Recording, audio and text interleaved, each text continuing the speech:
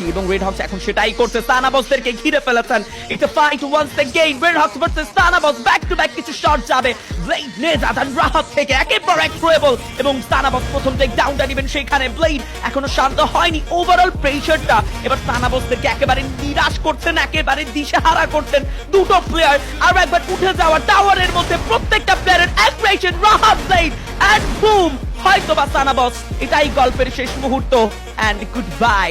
একটা so quick আজকের প্লেয়াররা অলরেডি শর্টেজে চলে গিয়েছে। ব্লু মেন্টাল ক্লর ইউজ রুতো সাইড থেকে দেখতে পারবো।